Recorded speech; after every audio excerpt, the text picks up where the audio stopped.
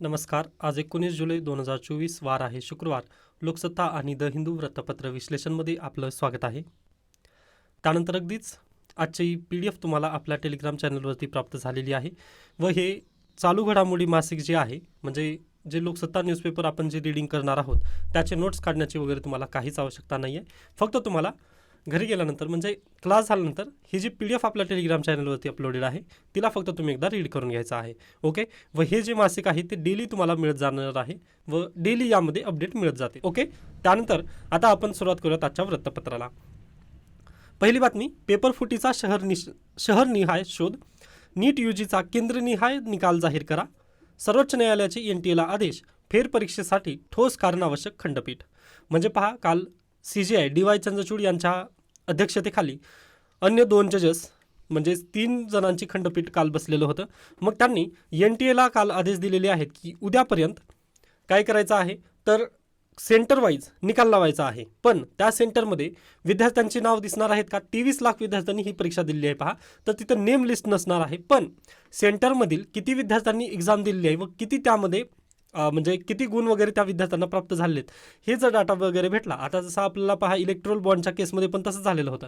Okay. म्हणजे आपलं लक्षात येईल ना की एखाद्या सेंटरमध्ये खरंच पेपर वगैरे फुटला होता का, मग त्या सेंटर वाईज वगैरे आपण काय करू शकलो असतो, म्हणजे त्या सेंटर वाईज आपण काय रिपीट एक्झाम वगैरे तिथे घेऊ शकतो. यासाठी सुप्रीम कोर्टाने काय दिलेले आहेत पहा, NTA आदेश दिलेले आहेत. व अगदी जर जास्त सेंटरवरती जर पेपर फुटल्याची जर तिथं शक्यता जर आपल्याला दिसत असेल तर काय पेपर परत एकदा होईल असं काल सुप्रीम कोर्टाने म्हटलेलं आहे. त्यानंतर नेक्स्ट न्यूज आहे, आणखी एक रेल्वे अपघात, उत्तर प्रदेश एक्सप्रेस रुळावरून घसरली, 2 ठार 34 जण जखमी. पण पहा, हा अपघात अगदीच भीषण होता असं आपण म्हणू शकतो. फक्त यामध्ये जीवितहानी जरी झाली नसली पहा तरी रेल्वे जे डबे आहेत ना ते रुळावरून पूर्णतः घसरलेले आहेत. ओके. व पहा, सध्याला तुम्ही पाहत आहात ना म्हणजे खूप अपघात यावर्षी झालेले आहेत. आता इथं दिलेले आहे 2 जून 2023 म्हणजे बालासोर अपघात इथून चालू झालेला आहे पहा सर्व काही.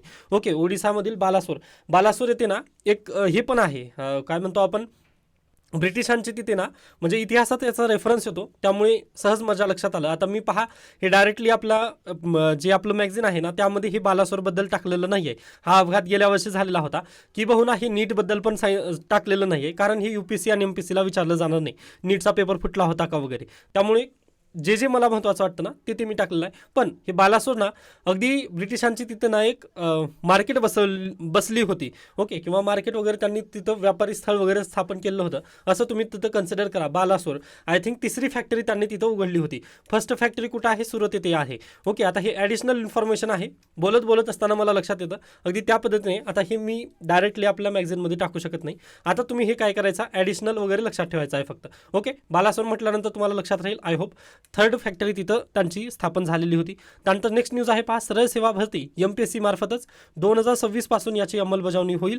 समन्वय समितीची देखील स्थापना करण्यात आलेली आहे. व मग 31 डिसेंबर 2025 पर्यंतच्या ज्या एक्झाम सरळ सेवाच्या अंतर्गत वगैरे होणार आहेत त्या TCS आणि IBPS यांच्या अंतर्गतच होणार आहेत. ओके. म्हणजे आता सध्याला आपण जर अभ्यास करत असाल तर आपल्याला कशाचा अभ्यास करावा लागेल तर अगदीच TCS आणि IBPS पॅटर्नचाच थोडासा आपला अभ्यास करणं गरजेचं आहे. ओके. त्यानंतर पुढे जाऊयात आपण. पर्यावरण मंजुरी आधीच प्रकल्पाचे भूमिपूजन, गडचिरोलीतील पोलाद प्रकल्पाबाबतच्या घाईवर प्रश्नचिन्ह निर्माण झालेले आहेत. आता ह्या डिबेटमध्ये वगैरे आपल्याला पडायचं आहे का तर बिलकुल नाही. विश्लेषण वगैरे ज्यावेळेस लेख वगैरे लोकसत्तामध्ये येईल त्यावेळेस आपण ह्याला चर्चा करूयात. अद्याप लोकसत्तामधील मी या बातमीला आपण आपल्या मॅगझिनमध्ये कव्हर केलेलं नाही आहे. ओके. त्यानंतर आपण पुढे जाऊयात. अभिजात दर्जा मराठी भाषेला त्याबद्दल आलेला आहे, पण त्यामध्ये जास्त काही डिटेलमध्ये माहिती नव्हती त्यामुळे मी त्याला पण स्किप केलेलं आहे. पहा, डाळिंबावर तेलाळ रोगाचे संकट, दुष्काळी पट्ट्यातील सततच्या पावसाचा परिणाम. हा पॉईंट जो आहे ना तो प्लीज लक्षात ठेवा. आता अगदीच पहा, हे कृषी घटक ज्या विद्यार्थ्यांचे वगैरे सब्जेक्ट आहेत तर त्यांच्यासाठी हे खूप IMP ठरू शकतं. डाळिंबावर कोणता रोग वगैरे पडू शकतो असा प्रश्न जर तिथं आला तर तुम्हाला काय सांगायचं आहे, तेल्या रोगाचं संकट कोण्या पिकासाठी आहे किंवा कोणत्या फळासाठी आहे तर डाळिंब. आय होप समजलेलं असेल. डाळिंबसाठी कोणतं? तेल्या रोगाचं संकट. डन. पुढे जाऊयात आपण. त्यानंतर मुख्यमंत्र्यांच्या हस्ते आज शिवशस्त्र शौर्यगाथाचे उद्घाटन, साताऱ्यात विशेष सुरक्षेत वाघनखे दाखल. आता हा व्यास वगैरे जे आहे ना ते मी सॉरी आपल्या PDF मध्ये अपलोड केलेलं नाही आहे, पण मी उद्याच्या PDF मध्ये याला नक्कीच अपडेट करून तुम्हाला पाठवण्याचा प्रयत्न करेन. ओके, फक्त हे लक्षात घ्या, MPSC किंवा जे सरळ सेवा वगैरे त्याला कदाचित हे विचारलं जाऊ शकेल, पण जे UPSC आहे ना त्याला तरी हा प्रश्न वगैरे विचारला जाणार नाही. UPSCला आणि MPSCला जे राज्यसेवा आहे त्याला कोणता प्रश्न विचारला जाईल त्याबाबत आपण कालच अपडेट वगैरे ते पाहिलेलं होतं. म्हणजे छत्रपती शिवाजी महाराज यांनी अफजल खानाचा वध केव्हा केला याबद्दलची डेट वगैरे इथं दिलेली आहे आपल्या मॅगझिनमध्ये, हे तुम्हाला अगदी सविस्तररित्या मिळून जाईल. फक्त हा जो पॉईंट आहे हा अपडेट करायचा राहिलेला आहे. मी याला लवकरच अपडेट करून तुम्हाला पाठवण्याचा प्रयत्न करेन. डन. त्यानंतर पुढे चला, इथे आपल्यासाठी गरजेची न्यूज नाही आहे, पहा, स्किप करू शकता. त्यानंतर डायरेक्टली येतं संविधान भान. हा अगदीच महत्त्वाचा पॉईंट आहे, जे की मॅगझिन ज्यावेळेस आपण रीड करू त्यावेळेस आपण याला पाहणार आहोत. पुढे जाऊयात तोपर्यंत. त्यानंतर जम्मूचे नवे काश्मीर. आता पहा, सध्याला तुम्हाला माहिती आहे जम्मू काश्मीरबद्दल जेव्हा जेव्हा सरकार म्हणत असतं किंवा इलेक्शनमध्ये वगैरे, इलेक्शन कॅम्पेनमध्ये वगैरे सांगत असताना आम्ही 370 रद्द केलं. ओके, 370 रद्द केलं ही चांगली गोष्ट आहे, पण 370 रद्द केल्यानंतर पहा, जे गव्हर्नमेंट आहे त्यांनी काय म्हणतात की तिथं अगदी चांगल्या पद्धतीने संपूर्ण तिथे चांगलं राज्य वगैरे किंवा सुराज्य वगैरे तिथं नांदत आहे अशा पद्धतीने त्यांचे कमेंट असतात. पण खऱ्याच अर्थाने तिथं सुराज्य वगैरे आलेलं आहे का? 370 रद्द करून आपल्याला खराच फायदा झालेला आहे का? तर आपल्याला याबद्दल थोडेसे प्रश्नचिन्ह निर्माण होतात. आता हा प्रश्न UPSC मेन्सला आणि MPSC मेन्सला येऊ शकेल का? तर बिलकुल नाही. आगामी 5 वर्षामध्ये तर बिलकुल येणार नाही, याची मी शाश्वती नक्की देत आहे. कारण सध्याचं जर UPSCचे तुम्ही पेपर्स वगैरे जर पाहिले तर गव्हर्नमेंटला क्रिटिसाइज कधीच होत नाही आहे. त्यामुळे मी हा जो प्रश्न आहे किंवा हा जो लेख आहे त्याला मॅगझिनमध्ये घेतलेला नाही आहे. ओके, फक्त लक्षात घ्या की नेमके कारणं काय आहेत किंवा काय चालू आहे जम्मू काश्मीरमध्ये, हे जरी तुम्हाला समजलं ना तरी मोर दॅन सफिशियंट आहे. त्यामुळे फक्त आता लक्षात घ्या की 370 रद्द झाल्यानंतर खरंच तिथं सुराज्य वगैरे आलेलं आहे का? तर पहा, नुकतंच आणखीन एक बातमी आली की राज्यपालांना ना केंद्र सरकारने जास्त पॉवर दिलेली आहेत. जम्मू काश्मीरमधील जे राज्यपाल आहेत त्यांना जास्त पॉवर कशा पद्धतीने दिलेले आहेत, तर त्यांनी ट्रान्सफर वगैरे करू शकतील आता एखाद्या अधिकाऱ्याचं.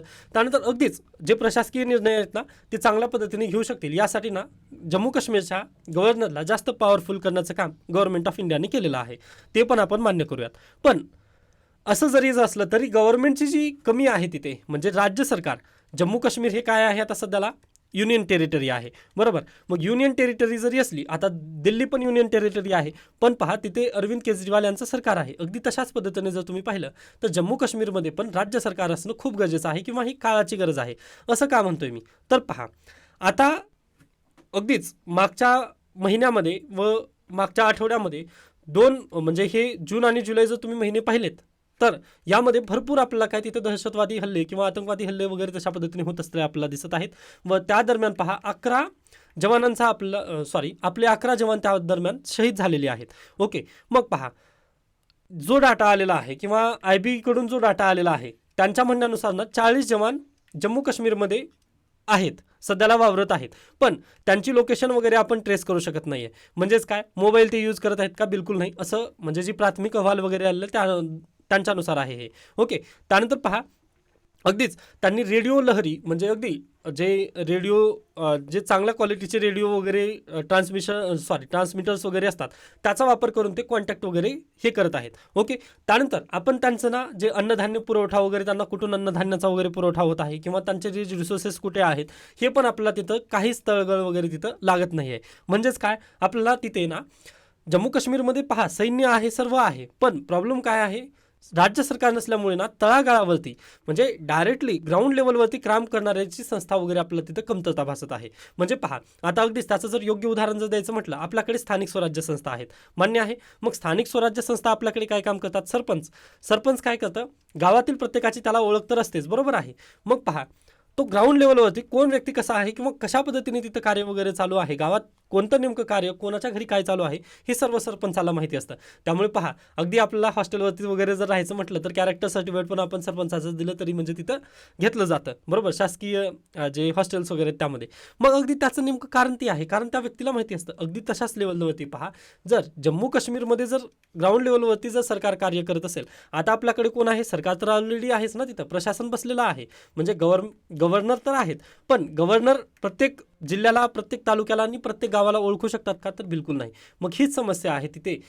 मग जम्मू काश्मीरमध्ये आपल्याला परत एकदा सुराज्य किंवा जे आतंकवादी हल्ले वगैरे स्टॉप करायचे असतील तर आपल्याला परत एकदा तिथं काय राज्य सरकारला आणावं लागेल, हे काळाची गरज आहे. पण सध्याला तुम्ही सुप्रीम कोर्टामध्ये गेलात किंवा अगदीच जेव्हा विरोधक वगैरे सरकारला विचारतात, केंद्र सरकारला ज्यावेळेस विरोधक विचारतात त्यावेळेस केंद्र सरकार काय म्हणून देतं, योग्य परिस्थिती अद्याप आली नाही असं म्हणून त्यांनी काय उत्तरे टाळाटाळ वगैरे करतात, किंवा योग्य परिस्थिती अद्याप आली नाही यामुळे आम्ही काय तिथे इलेक्शन वगैरे घेत नाही, विधानसभेचे इलेक्शन तिथे होत नाहीत, याचं कारण ते योग्य परिस्थिती या नावावर त्यांनी ते उलटून टाकतात.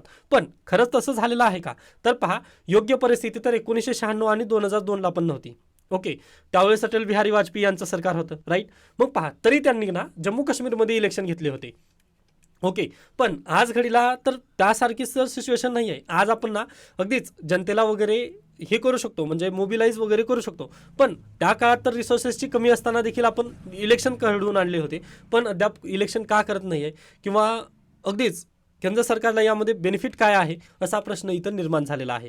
की बहुना अगदी जर याला फक्त पार्टीच्या नेतृत्वाअंतर्गत वगैरे जर तुम्ही पाहत असाल, म्हणजे जम्मू काश्मीरमध्ये सरकार वगैरे अन्न पार्टीसाठी वगैरे आपला खातं असेल असं जर होत असेल, तर पहा, ही देशासाठी ना खूप मोठा प्रश्न इथं निर्माण होत आहे. कारण आता पहा, आणखीन एक उदाहरण इथं बेस्ट दिलेलं आहे, ज्यामुळे अगदी हा लेख मला थोडासा आवडलेला आहे.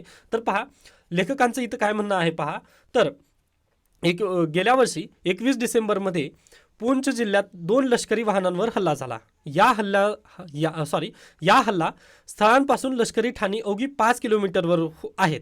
तरीही इतके अंतर कापण्यास खराब रस्त्यांमुळे लष्करी वाहनात 40 मिनिटे लागली. म्हणजेच पहा, 5 किलोमीटरचं अंतर होतं. ओके, व 2 लष्करी गाड्यांवरती गेल्या वर्षी हल्ला झाला डिसेंबरमध्ये. ओके, मग त्यामध्ये पण आपले जवान वगैरे तिथं शहीद झाले होते. मग असं का झालं, 5 किलोमीटर अंतर कापण्यासाठी पाहताना जर 40 मिनिट तिथं जर वेळ लागत असेल, तर मग पहा, रस्त्यांची स्थिती तिथं किती डबघाईला आहे. रस्ता म्हणजेच काय, इन्फ्रास्ट्रक्चर, आणि इन्फ्रास्ट्रक्चर कोण डेव्हलप करतं, आज देखील पहा ना, आपल्याकडे राज्य सरकार तशा पद्धतीने करतं. आता अगदीच मान्य आहे, बॉर्डर रोड ऑर्गनायझेशन वगैरे तिथे कार्य करतात, पण पहा, प्रत्येक गावागावांमध्ये जर आपला इन्फ्रास्ट्रक्चर डेव्हलप करायचं असेल तर ते काम कोण करतं, राज्य सरकार करतं. पण आपल्याकडे दुर्दैव असं आहे की जम्मू काश्मीरमध्ये 2019 पासून आपल्याकडे राज्य सरकारच नाही आहे. ओके, मग राज्य सरकार नसल्यामुळे ना त्या रस्त्यांची वगैरे काय म्हणतो, जे खड्डे बुजवणी वगैरे असतील ते कोणी कामं वगैरे तिथं केलेलंच नाही आहे. आता आणखीन याचं जर बेस्ट उदाहरण जर म्हटलं तर मुंबई आणि गोवा महामार्ग आहे, बरोबर. मग इथे पहा, ज्या वेळेस खड्डे वगैरे पडतात त्यावेळेस आपण केंद्र सरकारला ओरडतो का, तर बिलकुल नाही. आपण कोणाला ओरडतो, अगदीच राज्य सरकारला ओरडतो. मग अगदी तशाच पद्धतीने पहा, इथे 5 किलोमीटरचा रस्ता कापण्यासाठी आपल्या जवानांचे जे वाहन आहेत त्यांना 40 मिनिटे वेळ लागला, व त्या वेळेचा अगदीच सदुपयोग कोणाला झाला आहे, ते जे आतंकवादी आहेत त्यांना नक्कीच झाला ना. मग हेच प्रॉब्लेम आहे. अशा सिंपल गोष्टी आहेत पहा, स्मॉल थिंग्स आहेत या, पण याचा इम्पॅक्ट ना खूप मोठा होत आहे. यासाठीच आपल्याला राज्य सरकार हवं आहे असं आपण इथं म्हणू शकतो. ओके, आता हा लेख आपला विचारला जाणार नाही, किंवा मेन्समध्ये 370 अनुच्छेदबद्दल वगैरे प्रश्न येणार नाहीत. हां, जरी आले ना तर वेगळ्या अँगलने येतील, पण गव्हर्नमेंटला क्रिटिसाइज करायचं नाही, किंवा गव्हर्नमेंटच्या विरोधात आपल्याला तशा पद्धतीने तिथे लिहिता येणार नाही. हे प्लीज गाठ लक्षात ठेवा तुम्ही, किंवा गाठ बांधून ठेवा स्वतःजवळ, की मेन्सची अँसर रायटिंग करत असताना जोपर्यंत तुम्हाला स्वतःहून प्रश्न म्हणत नाही क्रिटिसाइज करा, तोपर्यंत तुम्हाला क्रिटिसाइज करायचं नाही तिथं. कारण कोणती पण गव्हर्नमेंटची स्कीम ही पूर्णतः 100% ही फेल नसते. ओके, त्यामुळे प्लीज बी पॉझिटिव्ह, व प्रत्येक गोष्टीमध्ये पॉझिटिव्ह शोधण्याचा प्रयत्न करा. आता जरी हा लेख जरी निगेटिव्ह आला ना तरी तुम्हाला पॉझिटिव्हच याचा ॲट्रिब्युशन वगैरे करायचं आहे. आय होप हा लेख तुम्हाला समजलेला असेल. त्यानंतर नक्षलींच्या नावावर विरोधाचं राजकारण. आता अगदीच पहा, नक्षलीबद्दल आपण म्हणजे मागच्या आठवड्यामध्येच बोललेलं आहे, पण त्याबद्दल काही कमेंट विद्यार्थ्यांचे आलेले होते जो थोडेसे निगेटिव्ह होते. ओके, मान्य करतो, सॉरी फॉर दॅट. म्हणजे तुम्हाला माझे विचार वगैरे कदाचित पटले नसतील. पण पहा, आता जरी तुम्हाला वाटत असेल ना की मास्तर काय बकवास वगैरे करत आहे, तर पहा, प्लीज तुम्ही जाऊन मृणाल सरांचे किंवा पवनीत सिंग सरांचे तुम्ही व्हिडिओ पहा. ओके, जे की UPSCसाठी खास मानले जातात आहेत. म्हणजे मृणाल सर इकॉनॉमिक्ससाठी दुसरं कोणी चॅलेंज नाही आहे त्यांच्याकडे. ओके, मग त्यांचे पण तुम्ही UPSCसाठीचे करंट अफेअर्सचे व्हिडिओ पहा, मग तुम्हाला समजेल. म्हणजे असं म्हणत नाही आहे की तुम्ही मला टीकास्त्र वगैरे करा, तसं बिलकुल नाही आहे.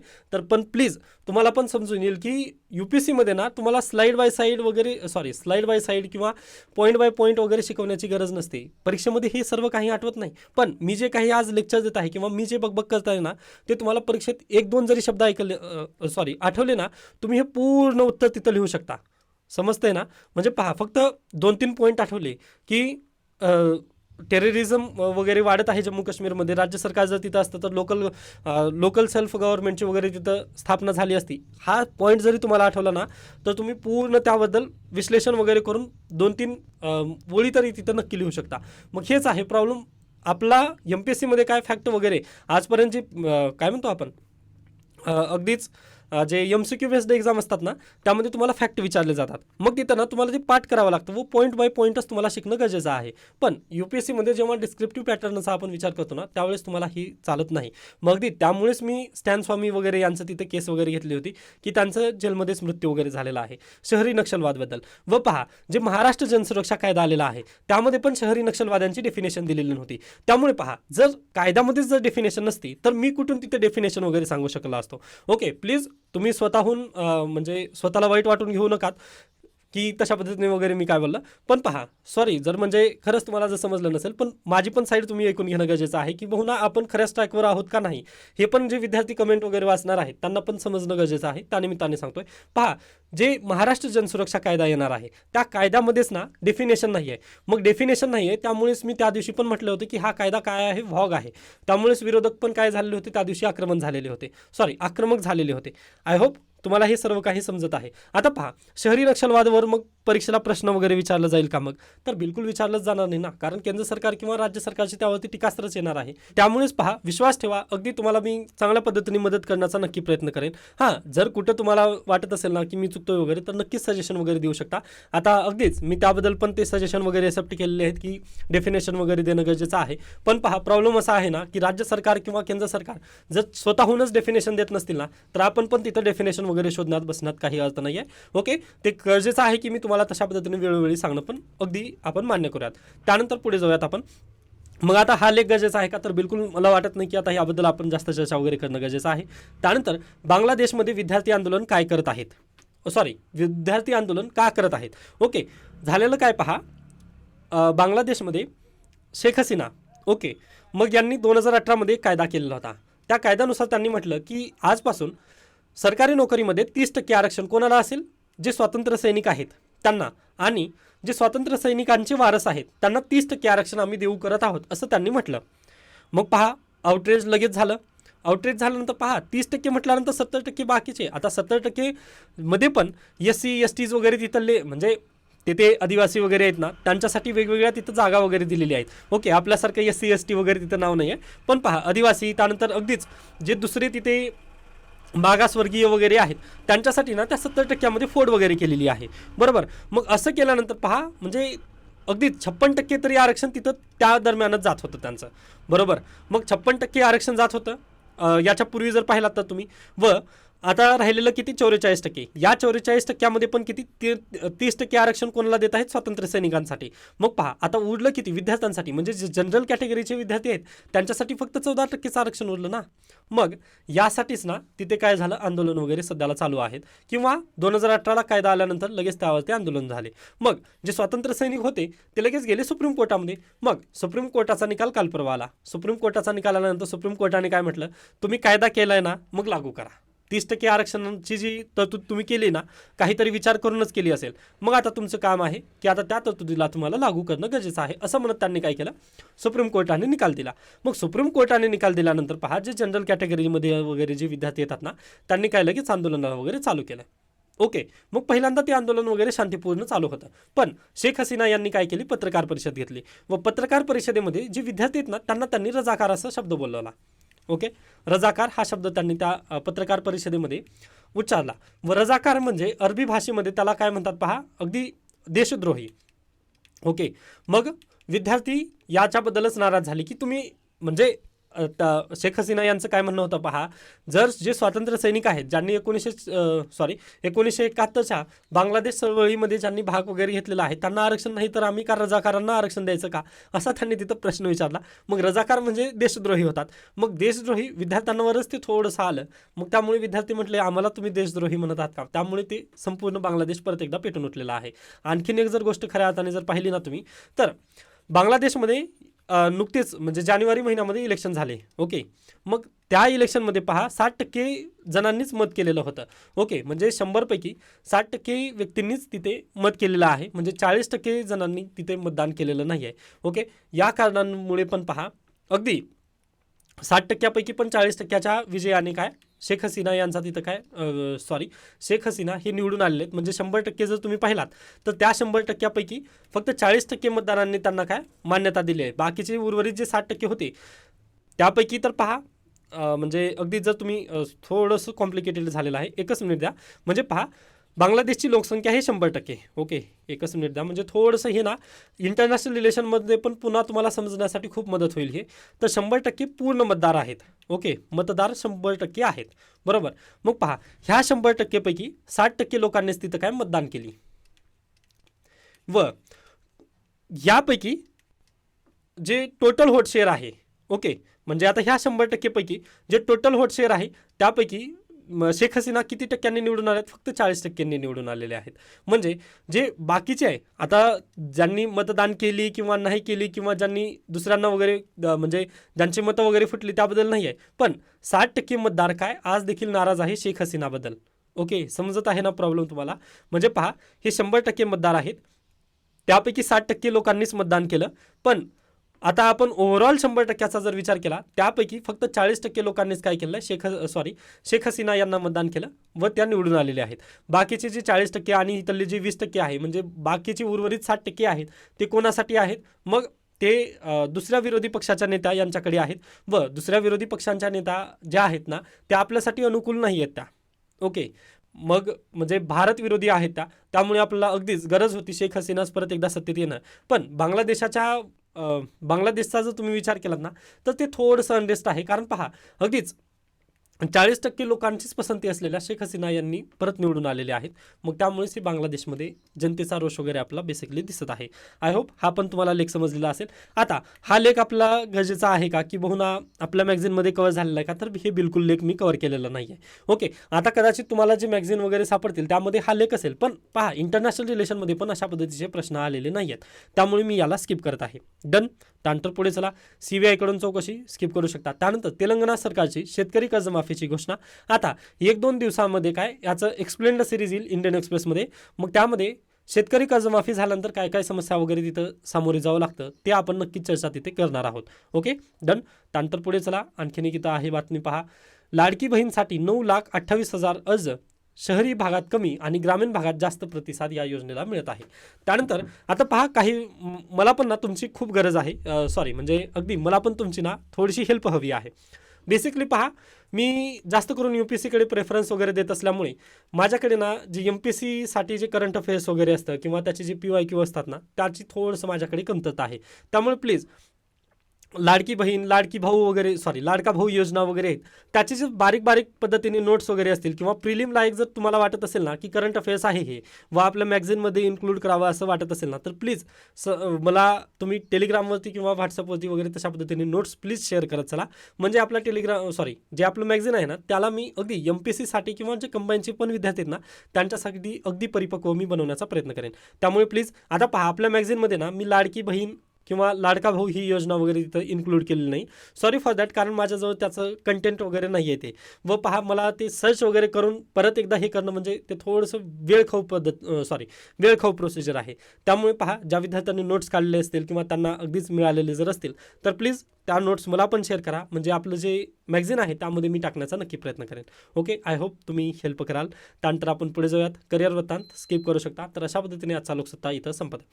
नेक्स्ट आहे आजचं द हिंदू. आता द हिंदूमध्ये भरपूर बातम्या आहेत ज्या की आपल्याला डायरेक्टली मॅगझिनमध्येच आपण कव्हर केलं तर ते बेटर असेल. त्यामुळे आपण कुठे जाऊयात आता मॅगझिनला आपण सुरुवात करूयात.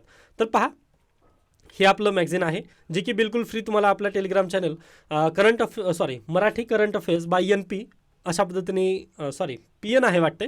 ओके, मलाच ते करंट अफेअर टेलिग्राम चॅनलचं नाव पाठ नाही आहे त्याबद्दल, पण ते तुम्ही एकदा सर्च करा किंवा डिस्क्रिप्शन बॉक्समध्ये तुम्हाला लिंक मिळेल आपल्या टेलिग्राम चॅनलची. तिथे जाऊन तुम्ही हे मॅगझिन डाउनलोड करू शकता जे की डेली अपडेट होईल व डेली यामध्ये काय तुम्हाला अगदीच नवीन नवीन कंटेंट वगैरे पाहायला मिळणार आहे. तर नक्कीच तुम्ही हे डेली वाचायचं आहे. तर पहा आपण पहिल्यांदा पूर्व परीक्षेसाठीचं काही करंट अफेअर्स आहे का, तर ते आपण यामध्ये इन्क्लूड केलेलं पाहूयात. तर पहा, द हिंदूमध्ये आज एक बातमी आलेली आहे, अगदी शेवटचं पेज सायन्स पेजवरती आलेलं आहे. व UPSCने यावर्षी पण एक प्रश्न विचारलेला होता की जे ही आहेत इंडियन फ्रूट्स वगैरे कोणते, तसा प्रश्न तिथं होता. मग ती तशाच पद्धतीने टोबॅको इंडियन आहे का, तर बिलकुल इंडियन नाही आहे. हे वास्को द गामा यांनी आणलेलं पीक आहे तंबाखू, म्हणजे पोर्तुगीजांनी आणलं व हे कुठलं आहे, नेटिव्ह अमेरिकन्स मधलं हे पीक आहे, म्हणजे अमेरिकन साईडचं हे पीक आहे, पहिल्यांदा बेसिकली तिकडून आलेलं आहे. व त्याला साऊथ एशियामध्ये कोण आणलेलं आहे, युरोपियन ट्रेडर्सनी याला पिकाची लागवड भारतामध्ये केलेली आहे. डन, हा पॉईंट समजला. मग परीक्षेला जर उद्या चालून परीक्षेला जर विचारलं की तंबाखू हा भारतीय पीक आहे, तर बिलकुल भारतीय नाही आहे. ओके, त्यानंतर पुढे जाऊयात आपण. हे आपण काल पाहिलेलं आहे, समाजशास्त्र आणि अँथ्रोपॉलॉजीच्या विद्यार्थ्यांसाठी गरजेचं. त्यानंतर GS2साठी आज खूप महत्त्वाचे मुद्दे आपल्याला दिसत आहेत. यातील पहिला आहे पहा 3.2 मूलभूत हक्क आणि मार्गदर्शक तत्वे. व GS2च्या भारतीय संविधान या टॉपिकमध्ये हे सर्व काही येतं, म्हणजे इंडियन कॉन्स्टिट्यूशनचे जे फीचर्स आहेत ना, त्याबद्दल प्रश्न विचारला जाऊ शकतो, त्यानिमित्ताने आहे. व हा लेख कुठून आलेला आहे, तर संविधान भान म्हणजे लोकसत्तामधील हा लेख आहे. याचा सोर्स आहे लोकसत्ता. मग पहा, आपल्या भारतीय संविधानामध्ये पहिली घटना दुरुस्ती सुचवताना पंडित नेहरू म्हणाले होते की मूलभूत हक्क स्थिर स्वरूपाचे असून त्यांचे रक्षण करण्याची जबाबदारी राज्यसंस्थेवरती आहे. म्हणजेच काय, आपले जे फंडामेंटल राईट्स आहेत त्यांना रक्षण करण्याची जबाबदारी कोणावरती आहे, बेसिकली जे स्टेट असेल त्यांच्यावरती जबाबदारी असेल. बरोबर आहे. त्यामुळेच पहा, एखाद्या व्यक्तीचं जर फंडामेंटल राईट जर व्हायोलेट झालेलं असेल तर त्याची केस काय होते, जेव्हा आपण आर्टिकल 32 नुसार कुठे जातो, सुप्रीम कोर्टामध्ये. व आर्टिकल 226 नुसार आपण कुठे जातो, हायकोर्टामध्ये. व तिथे गेल्यानंतर आपल्याला काय समजतं की भाऊ ना, आपली केस कशा पद्धतीने होती. आता मी जर म्हणजे माझं फंडामेंटल राईट जर व्हायोलेट झालेला आहे या नात्याने मी जर हायकोर्टामध्ये गेला आर्टिकल 226 हवाला घेऊन, तर त्यावेळेस काय होतं, पवन निलेवाड वर्सेस स्टेट ऑफ महाराष्ट्र अशा पद्धतीने केस होते. बरोबर, म्हणजे ती केस वगैरे किंवा खटला अशा पद्धतीने भरला जातो. किंवा तुम्ही 1973चा तो खटला आहे, लक्षात आहे का तुम्हाला, केशवानंद भारती विरोधात केरळ राज्य. बरोबर आहे. मग पहा, या दरम्यान केरळ राज्य किंवा हे स्टेट ऑफ महाराष्ट्र कशामुळे आलेला असेल, तर पहा, इथे फंडामेंटल राईट्सची गॅरंटी देण्याची जबाबदारी कोण आहे, तर किंवा त्याचं रक्षण करण्याची जबाबदारी कोणाची आहे, तर अगदीच आपले स्टेटची आहे. बरोबर, आणि त्याची गॅरंटी कोण घेतं पहा, म्हणजे अगदी केअर टेकिंग वगैरे कोण करतं, तर कोर्ट, म्हणजेच कोण, सुप्रीम कोर्ट आणि हायकोर्ट वगैरे तशा पद्धतीने केअर टेक करत असतात. बरोबर, आय होप हे 2 पॉईंट तुम्हाला समजलेले असतील. मग पहा, आता मग पहा, तुमच्या फंडामेंटल राईट्सवरती दगा केव्हा येईल बरं, तर दगा तुमच्या फंडामेंटल राईटवरती जेव्हाच येईल ज्यावेळेस मार्गदर्शक तत्वांना फॉलो करत असताना स्टेटने काय, म्हणजे पहा, स्टेट काय करतं, DPSPला ज्यावेळेस फॉलो करतं ना, त्यावेळेस तुमच्या फंडामेंटल राईटवरती वगैरे थोडंसं दगा येऊ शकतात तिथे. मग अगदी यालाच अशाच पद्धतीच्या केस गेलेल्या होत्या. 1951मध्ये पहिल्यांदाच केस गेलेली होती व ज्यामुळेच चंपाकम दोराईजन हा जो खटला होता, या खटल्यामुळेच पहिली घटना दुरुस्ती तिथं करावी लागली होती. आता चंपाकन दोराईजन जे खटला होता ते कशा संदर्भात वगैरे होता ना, यासाठी खरंच खूप वेळ वगैरे मला लागेल, कारण त्याची थोडीशी स्टोरी लाईन पण आहे तिथे. ओके, आता आय थिंक मी पूर्वीच्या लेक्चर्समध्ये वगैरे घेतलेलं असेल, पण ज्या विद्यार्थ्यांना माहिती नाही ना, त्यांनी प्लीज पॉलिटीच्या लेक्चर्समध्ये वगैरे हे सर्व काही शिकून घ्या. त्यावेळेसच ना तुम्हाला पॉलिटी शिकण्यामध्ये खूप मजा येईल. म्हणजे तुम्हाला जर पॉलिटी स्ट्रॉंग करायची असेल ना, तर तुम्ही ना जे सुप्रीम कोर्टाचे जे केसेस वगैरे आहेत किंवा हायकोर्टामध्ये जे केस चालतात ना, त्याला थोडंसं तुम्ही पाहत चला. व त्यानंतर अगदीच जर तुम्ही पाहिलात ना, सध्याला आपलं जे बॉम्बे हायकोर्ट आहे ना, त्यांनी पण निवडक जे निर्णय आहेत ना कोर्टाचे, ते डायरेक्टली त्यांच्या वेबसाईटवरती दिलेले आहेत. आता अगदीच जर तुम्ही म्हटलात ना, तर मी पण वाचत असतो. पहा, आता त्यांची वेबसाईट येते व इथे आल्यानंतर पहा, हे निवडक निर्णयावरती तुम्ही क्लिक करा. आता लगेच पहा, इथे तुम्हाला भरपूर मराठी माध्यमामध्ये हे ट्रान्सलेटेड केलेले निर्णय आहेत. ओके, आता याच्यावरती जर तुम्ही क्लिक केलात ना, तर हे पहा इथे कुठे आहेत, म्हणजे हे महाराष्ट्राचंच आहे, बल्लारपूर कोलियरीज कंपनी विरुद्ध राज्य औद्योगिक न्यायालय नागपूर व इतर. ओके, मग यामध्ये संपूर्ण केस स्टडीमध्ये नेमकं काय झालेलं होतं वगैरे हे सर्व दिलेलं आहे. शक्य झालं ना, किंवा ज्यावेळेस तुम्हाला म्हणजे करमत वगैरे नसेल, अभ्यासाचं मूड वगैरे नसेल ना, त्यावेळेस हे तुम्ही नक्कीच केस स्टडी वगैरे अभ्यास करू शकता. ओके, मग झालेलं काय पहा, चंपाकन दोराईजी खटल्यामध्ये सुप्रीम कोर्टाने काय म्हटलं की मूलभूत हक्क आणि मार्गदर्शक तत्वे म्हणजे फंडामेंटल राईट्स अँड DPSP हे काय आहेत, तर ह्या दोघांमध्ये पण संघर्ष होऊ शकतो. ओके, किंवा चंपकायन दोरायजन केसमध्ये ते संघर्ष झालेला होता. तर यावेळी न्यायालयाने मूलभूत हक्कांना प्राधान्याची भूमिका दिली. म्हणजेच काय, DPSP आणि फंडामेंटल राईटमध्ये जर भांडण झालं तर कोण जिंकेल? फंडामेंटल राईटच जिंकेल, असं सुप्रीम कोर्टाने चंपाकन दोरायजन खटल्यामध्ये म्हटलेलं होतं. ओके. त्यानंतर मार्गदर्शक तत्वे ही काय सहाय्यकारी असल्याचे नोंदवले होते. म्हणजे काय, DPSP हे फक्त हेल्प करणारे आहेत, बाकी फंडामेंटल राईटच हे विजयी आहेत असं त्यांनी म्हटलं. त्यानंतर पुढे आता हे पण तुम्ही वाचून घेऊ शकता. पण केशवानंद भारती खटल्यामध्ये खंडपीठाने म्हटले, सुप्रीम कोर्टाने म्हटलं काय, की पहा, मूलभूत हक्क आणि मार्गदर्शक तत्वे ही परस्पर विरोधी नाहीत. म्हणजे मी जे इथं म्हटलं की वर्सेस जे आहे ना ते नाही आहे, तर त्यांनी काय म्हटलं, हे दोघं पण फंडामेंटल राईट आणि DPSP हे समांतर नाही आहेत, पण आपण काय करूयात, इथं 3 डॉट देऊयात. यामुळे काय होईल, ते परस्पर विरोधी नसून ते काय एकमेकांना सहकार्य करणारे आहेत. ओके. एकमेकांना सहकार्य किंवा ताळमेळ असल्या पद्धतीने ते फंडामेंटल राईट आणि DPSP आहेत. व उलट मूलभूत हक्क आणि मार्गदर्शक तत्वे यांना एकत्रितरित्या संविधानाचा विवेक आहे असं त्यांनी संबोधले गेले होते. ओके. त्यानंतर पुढे गेल्यानंतर पहा, मिनर्वा मिल्स खटल्यामध्ये न्यायमूर्ती YV चंद्रचूड, म्हणजे सध्याचे जे DY चंद्रचूड आहेत त्यांचे पिता YV चंद्रचूड यांनी म्हटलं होतं की मूलभूत हक्क हे अंतिम साध्य नाही आहे, ते मुळात साधन आहे आणि साध्य काय असेल हे मार्गदर्शक तत्वांनी सुचवले आहे. ओके. त्यानंतर पुढे अशोक कुमार खटल्यामध्ये पहा, अशोक कुमार ठाकूर विरुद्ध भारतीय संघराज्य खटला 2008चा आहे. या खटल्यात न्यायालयाने मूलभूत हक्क आणि DPSP यांच्याबाबत महत्त्वपूर्ण विधान केले. न्यायालयाने म्हटले आहे की मूलभूत हक्कांच्या विभागात नागरी आणि राजकीय हक्क आहेत, तर मार्गदर्शक तत्वांच्या विभागात सामाजिक आणि आर्थिक हक्क आहेत. समजलं का पॉईंट तुम्हाला? म्हणजे फंडामेंटल राईटमध्ये ना तुम्हाला कोणते अधिकार भेटतात, तर पर्सनल राईट वगैरे तिथं मिळतात. ओके. लिबर्टी किंवा तुम्हाला म्हणजे कुठेही फिरण्यासाठी वगैरे जे स्वातंत्र्य आहे, संभाषणाचं वगैरे जे स्वातंत्र्य आहे, ते तुम्हाला पर्सनल लिबर्टी कुठे भेटते? फंडामेंटल राईटमध्ये भेटते. त्यासोबतच पर्सनलसोबतच तुम्हाला जी ग्रुपिंगची लिबर्टी आहे किंवा जे राईट्स आहेत ते कुठं भेटतात? फंडामेंटल राईटमध्ये मिळतील. पण तुम्ही जर DPSPमध्ये गेलात ना, तिथं कशाचे मिळतात राईट तुम्हाला? तर अगदीच आर्थिक अधिकार तुम्हाला मिळतात. त्यानंतर सामाजिक अधिकार तुम्हाला तिथं कुठे? DPSPमध्ये मिळतात. हे पॉईंट ना अशोक कुमार ठाकूर केसमध्ये अगदी चांगल्या पद्धतीने त्यांनी कोट केलेला आहे. व हा पॉईंट प्लीज लक्षात ठेवा. हे तुम्हाला कुठे टाकायचं आहे? मेन बॉडीमध्ये हे पॉईंट टाकायचे. आणि काय म्हणतो आपण, ज्यावेळेस इंट्रोडक्शन म्हणजे फंडामेंटल राईट विरोधात आपले DPSP अशा पद्धतीने जर एखाद्या वेळेस तुम्हाला परीक्षेमध्ये प्रश्न जर विचारण्यात आला, तर त्यावेळेस ना हे जे मी केसेस वगैरे दिलेले आहेत, इथून तुम्ही इंट्रोडक्शन चालू करू शकता व मेन बॉडी पार्टमध्ये हे पॉईंट येणं गरजेचं आहे. ओके. आता मी याला हायलाईट केलं नाही, पण याला बोल्ड तरी करून ठेवलेलं आहे पहा हे. ओके. तर प्लीज हे लक्षात ठेवा. आणि तुम्हाला बेसिकली हे कोटेशन द्यायचंच आहे. न्यायमूर्ती VR कृष्ण अय्यर यांनी काय म्हटलं होतं की मार्गदर्शक तत्वांच्या विभागाने मानवतेचा विवेक शाबूत ठेवला आहे. डन. हा पॉईंट प्लीज तुम्ही लक्षात ठेवा. याला तुमचं ॲन्सरमध्ये तडका टाकण्याचं काम हा पॉईंट करेल. व केशवानंद भारती खटल्यामध्ये पण तेच म्हटलेलं आहे, संविधानाचा विवेक म्हणून कोणास ओळखलं जातं? तर कोणास ओळखलं जातं? तर DPSPला ओळखलं जातं. हे लक्षात ठेवा. आणि न्यायमूर्ती VR कृष्ण अय्यर यांनी पण तेच म्हटलेलं आहे की मानवतेचा विवेक शाबूत ठेवण्यासाठी आपला काय DPSPचा वापर करावा लागेल. ओके. तर हे पॉईंट प्लीज लक्षात ठेवा. आता परीक्षेला डायरेक्टली मी इथूनच क्वेश्चन वगैरे फ्रेम बनवू शकतो. पहा की मार्गदर्शक तत्वाच्या विभागाने मानवतेचा विवेक शाबूत ठेवता येतो, स्पष्ट करा.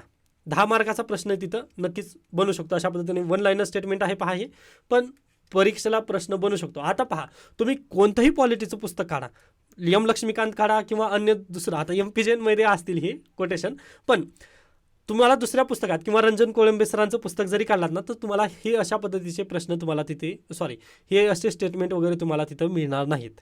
ओके. मग त्यामुळे पहा, मेन्सला ना जे रंजन कोळंबे सरांचं पुस्तक आहे किंवा लक्ष्मीकांत सरांचं पुस्तक वगैरे आहे ना, ते तिथं कामाला येत नाहीत. कामाला काय येतात? तर हे अशा पद्धतीचे लेख येतात किंवा MP जैन सरांचं ते पुस्तक येतं किंवा DD वासूचं जे पुस्तक आहे ना ते येतं तुम्हाला.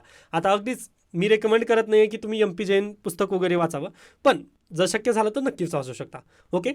तर तुम्हाला इथून म्हणजे तुम्ही ज्यावेळेस PYQचं विश्लेषण वगैरे करताना, तर अशा पद्धतीने तुम्हाला डायरेक्टली एखादा लेख वाचल्यानंतर हे गोष्टी तुम्हाला समजणं खूप गरजेचं आहे. अन्यथा पहा, आता मी खरंच पाहिलेली आहेत, म्हणजे माझ्याकडे पण ना जे क्लासेसचे शिक्षक वगैरे आहेत ना ते ओळखीचे आहेत. ओके. मग त्यांनी स्टेटमेंट म्हणजे ज्यावेळेस काय म्हणतो आपण, आता नवीन बॅच चालू झालेले आहेत बरोबर राज्यसेवेसाठी, मग त्यांनी ॲन्सर रायटिंग आतापासूनच चालू केलेलं आहे. व पहा, ॲन्सर रायटिंगमध्ये त्यांनी बेरोजगारीवरती वगैरे डायरेक्टली स्पष्ट करा अशा पद्धतीचे प्रश्न विचारत आहेत. पण पहा, UPSC आणि MPSC तेवढं हे नाही आहे, युनिव्हर्सिटी लेवलच्या ह्या एक्झाम नाही आहेत. त्यामुळे प्लीज तशा आमिषाला वगैरे बळी पडू नका असंच माझं म्हणणं असेल. म्हणजे मी क्लासेसच्या वगैरे विरोधात नाही आहे, पण पहा कंटेंट किंवा तुम्ही PYQ प्लीज पहा UPSCचे की प्रश्न कशा पद्धतीचे बनतात व लेख का गरजेचे आहेत किंवा हे जे मॅगझिन मी घेत आहे हे का गरजेचं आहे. पहा तुम्ही वाचायला तर तुम्ही स्वतःहून पण वाचू शकला असतात. मी म्हटलं होतं ना युनिक अकॅडमीचं किंवा प्रयासचं मॅगझिन वगैरे बेस्ट आहे. ओके, तुम्ही तिथून पण वाचू शकला असता, पण मी स्वतःहून हे मेहनत का करतोय कारणच त्याचं हे आहे की पहा हे जे स्टेटमेंट आहेत ना ती तुम्हाला कदाचित समजणार नाहीत व तुम्ही हे लक्षात ठेवणार नाही. पण आता यावर मी हायलाईट जास्त केल्यानंतर तुम्हाला लगेच लक्षात येईल व परीक्षेमध्ये मेन्सला जर असा प्रश्न आला ना, पहा मानवतेचा विवेक शाबूत कशा पद्धतीने ठेवू शकतो. आता इथं त्यांनी DPSP वगैरे जर हा शब्दच दिला नाही तर मग तुम्ही काय करणार. तुम्हाला मग ते निबंधच आल्यासारखं वाटेल, पण हे काय आहे तर DPSPला मानवतेचा विवेक म्हटलेला आहे. ओके, आय होप ह्या ज्या गोष्टी आहेत ना त्या तुम्हाला समजत असतील. डन. त्यानंतर आपण पुढे जाऊयात. आता पहा थोडक्यात मूलभूत हक्क व मार्गदर्शक तत्वे यांच्यात काही प्रसंगी ताण निर्माण झालेला असला तरीही हे दोन्ही आशय परस्परक आहेत, त्यांना कमी जास्त महत्त्व देता कामा नये. हे तुमचं काय असेल कन्क्लुजन असेल. डन. अशा पद्धतीने तुम्ही काय करू शकता. बॉडी, त्यानंतर इंट्रोडक्शन, हे तिन्ही गोष्टी मी सांगितलेलं आहे. फक्त प्रॉब्लेम कसा आहे आपल्या लेखमध्ये मी काय केलेलं आहे त्याला तिथं पॉईंट वगैरे तिथं हायलाईट केलं नाही की बा हे कन्क्लुजन वगैरे असेल, पण मी जेव्हा शिकवतो त्यावेळेस मी हे सर्व पॉईंट वगैरे तुम्हाला काय स्पष्टीकरण देतच आहे. ओके, त्यामुळे चिंता करण्याची गरज नाही आहे. त्यानंतर आता हे प्रिलिमसाठी खूप गरजेचे पॉईंट पहा.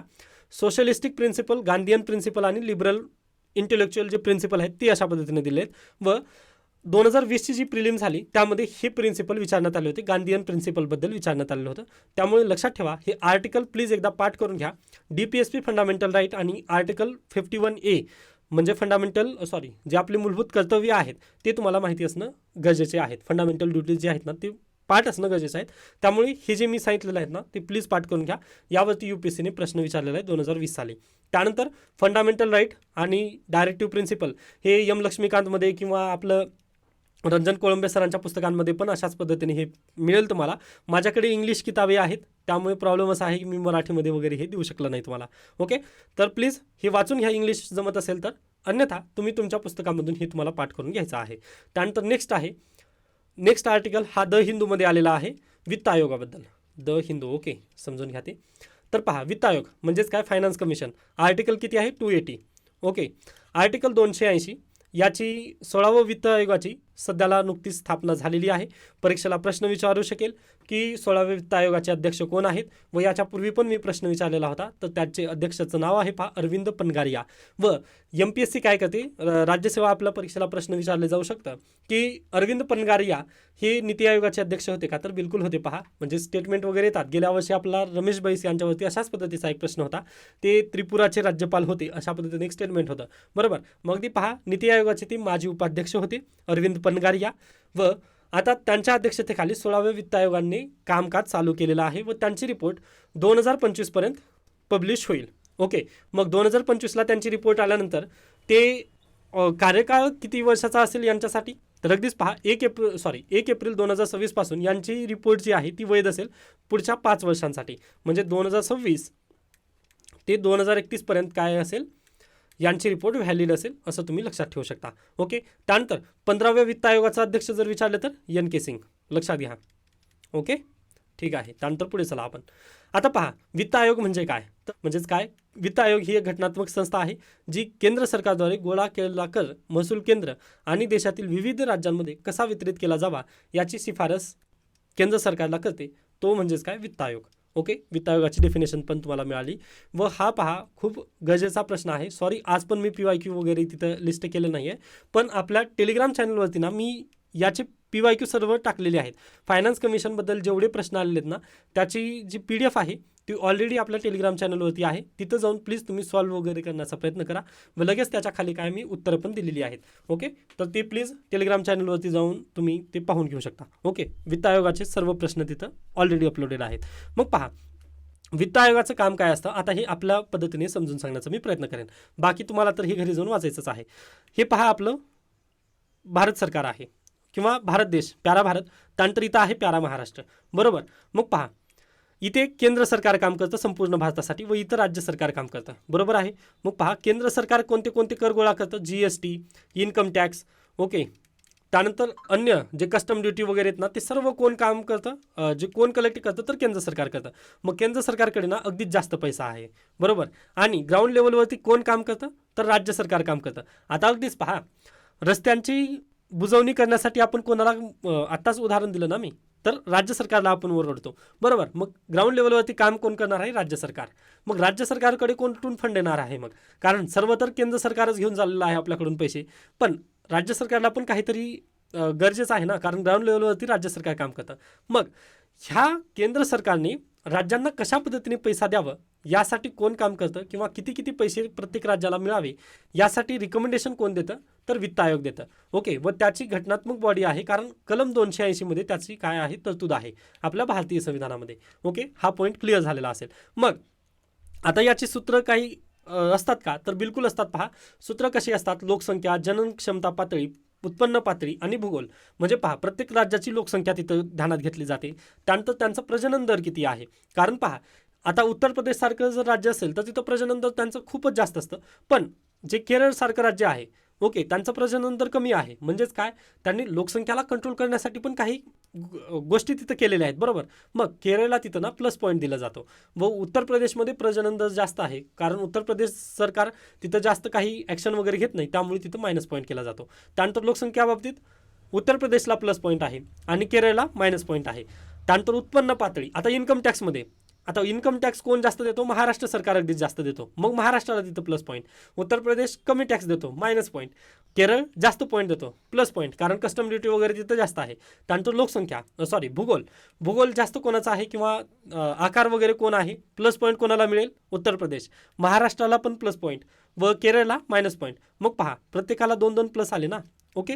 मग ह्या अशाच पद्धतीने काय केलं जातं, जे फंड आहे त्याचं वितरण केलं जातं. म्हणजे केंद्र सरकार जे कर गोळा केलं जातं, पहा, केंद्र सरकारने जर 100 रुपये कमावले असतील तर त्या 100 रुपयेमध्ये जे 28 राज्य आहेत आपल्याकडे, त्या 28 राज्यांचं कशा पद्धतीने, म्हणजे सर्वांना समान वितरण कशा पद्धतीने केलं जाईल यासाठीच कलम 280 नुसार हे वितरण वगैरे केलं जातं.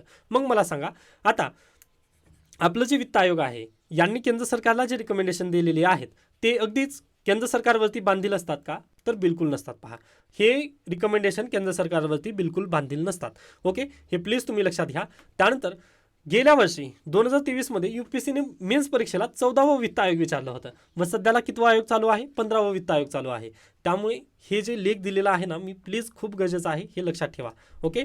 आता यामध्ये पहा, भांडण कशामुळे होत आहेत तर मी हे सर्व दिलेलं आहे. ओके. पहा, केंद्र सरकार कोणते आयकर, कॉर्पोरेट टॅक्स, वस्तू आणि सेवा कर म्हणजे GST वगैरे कलेक्ट करतो, पण आपल्याकडे जास्त सेवा कोण पुरवतं? शिक्षण, आरोग्य, त्यानंतर पोलीस वगैरे ही जी सेवा देतं नागरिकांना ती राज्य सरकारकडे आहे. मग पहा, एवढ्या सर्व जर सेवा जर द्यायच्या असतील राज्य सरकारला तर राज्य सरकारकडे काय कर अगदीच कमी पडतो, फंड अगदीच कमी पडतो. मग त्यामुळे सध्याला केंद्र सरकार आणि राज्य सरकार यांच्या दोघांमध्ये भांडण होत आहेत. ओके. मग आता इथं मतभेद काय वगैरे हे सर्व मी दिलेलं आहे, हे तुम्ही नक्कीच वाचून घेऊ शकता.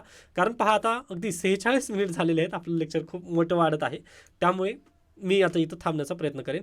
त्यानंतर आसामचे परदेशी न्यायाधिकरण कसे कार्य करतात हा लेख तुम्हाला स्वतःहून समजेल, यात काही हे नाही आहे, म्हणजे विश्लेषण वगैरे करण्यासारखं काही नाही आहे. शक्य झालं तर तुम्ही वाचून घेऊ शकता. बाकी जर काही समजलं नसेल ना तर मला नक्की तुम्ही सांगू शकता की सर यामध्ये अशा पद्धतीने प्रॉब्लेम वगैरे येत आहेत. त्यानंतर प्लीज मला तुम्ही तेवढी मला हेल्प करा की काय म्हणतो आपण की लाडकी बहीण योजना, लाडका भाऊ योजना वगैरे ज्या काही योजना वगैरे आलेल्या आहेत, किंवा MPSC लायक जर करंट अफेअर्स वगैरे कुठं जर मिळत असेल ना तुम्हाला तर प्लीज मला ते तुम्ही शेअर करा. ओके, ज्याला आपण काय आपल्या मॅगझिनमध्ये टाकण्याचा प्रयत्न करूयात. ओके, आता आपण इथे थांबूयात. याबद्दल काही शंका, काही सजेशन असतील तर नक्की मला सांगू शकता.